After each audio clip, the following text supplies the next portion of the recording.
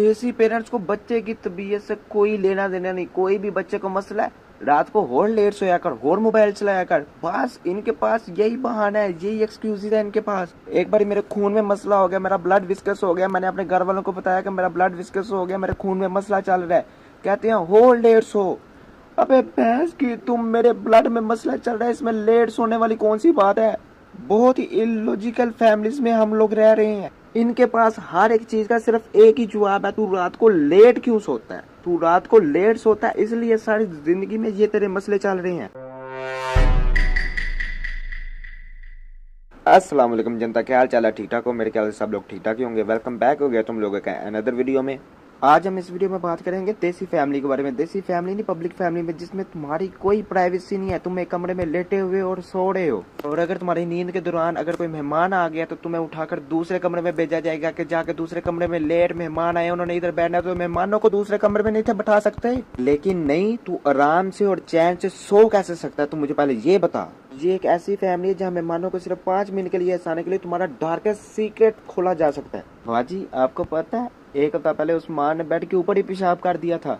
लेकिन ये मसला इधर ही खत्म नहीं होता। इनको लगता है कि ये जो सा कारनामा इन्होंने किया है इसकी वजह से मेहमानों के सामने इनका ऑरा इन्फिनिटी हो गया है। मेहमानों को लग रहा है इनसे ज्यादा फनी कोई बंदा है ही नहीं। उधर बच्चे पर सारी जिंदगी के लिए दाग लग चुका है तो बेड के ऊपर पेशाब करता है, लेकिन नहीं, इनको कोई फर्क नहीं पड़ता। मेहमान तो 5 मिनट के लिए ऐसे है ना, बच्चे का क्या, बच्चा गया बाहर में। देसी पेरेंट्स ऐसे माँ बाप हैं जिनमें इंट्रोवर्ट और एक्सट्रोवर्ट का कोई कॉन्सेप्ट ही नहीं है। अगर बच्चा इंट्रोवर्ट है, बाहर जाके कुछ बोलता नहीं है, तो कहते हैं हमारे सामने बड़ी इसकी जुबान टेढ़ टेढ़ चढ़ चढ़ चलती है, लेकिन बाहर जाके तोतला बन जाता, गूंगा हो जाता, बाहर जाके जुबान नहीं इसकी निकलती, बाहर बोला नहीं जाता है इससे। हमारे सामने जितनी मर्जी बकवास करवा लो इससे। तो अगर कोई बच्चा एक्सट्रोवर्ट है, वो बाहर जाके बिला झिझक बोलता है, तो उसमें भी इनको मसला है। ये तो है ही कुत्ता, हर वक्त भौंकते ही रहता है, इसे कोई फर्क नहीं पड़ता आगे कौन बैठा हुआ है, क्या बोलना है।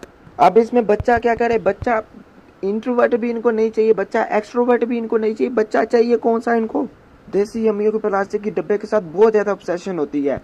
चाहे जो मर्जी हो जाए, उनको वो उनका डब्बा वापस चाहिए। तुमने तुम्हारे किसी दोस्त को उस डब्बे में कोई चीज डाल के दे दी तो तुम्हारी अम्मी को वो डब्बा लाजमी चाहिए। वो डब्बा तो चाहिए चाहिए, भारत पाकिस्तान में सारे डब्बे उनको ला के दे दो, लेकिन वो डब्बा जो सा उनको वापस चाहिए ही चाहिए। अब 50 रुपए वाले डब्बे के पीछे बंदा अपनी दोस्ती खराब कर ले।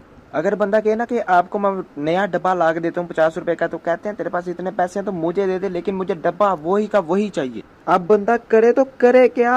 ऐसी पेरेंट्स को बच्चे की तबीयत से कोई लेना देना नहीं। कोई भी बच्चे को मसला है, रात को और लेट सोया कर, और मोबाइल चलाया कर, बस इनके पास यही बहाना है, यही एक्सक्यूज है इनके पास। एक बार मेरे खून में मसला हो गया, मेरा ब्लड विस्कस हो गया, मैंने अपने घर वालों को बताया कि मेरा ब्लड विस्कस हो गया, मेरे खून में मसला चल रहा है।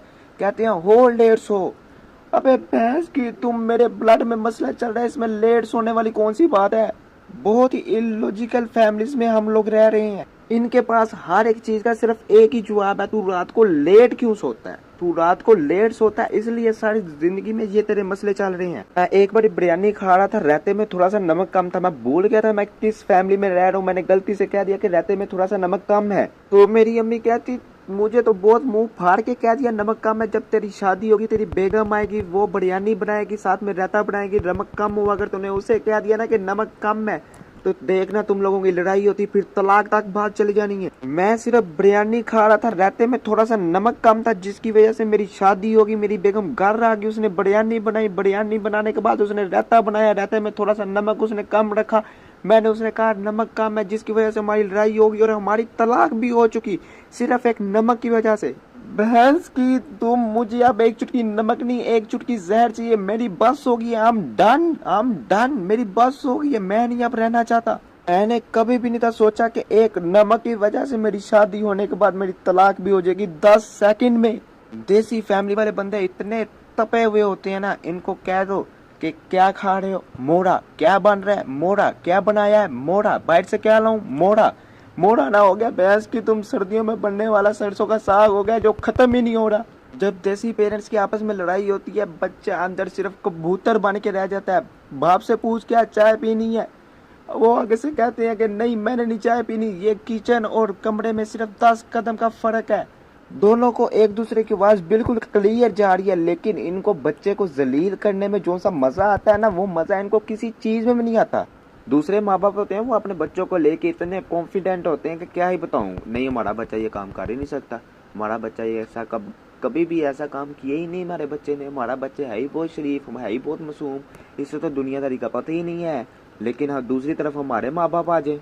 एक दिन मैं अपने अब्बा जी के साथ बाजार से वापस आ रहा था तो हमारे हमसाये की कोई डोरबेल बजा के भाग गया। तो हमसाया बाहर निकला, उसने अब्बा जी से पूछा किसने बेल बजाई है, तो कहते हैं इसने ये कांड किया होगा।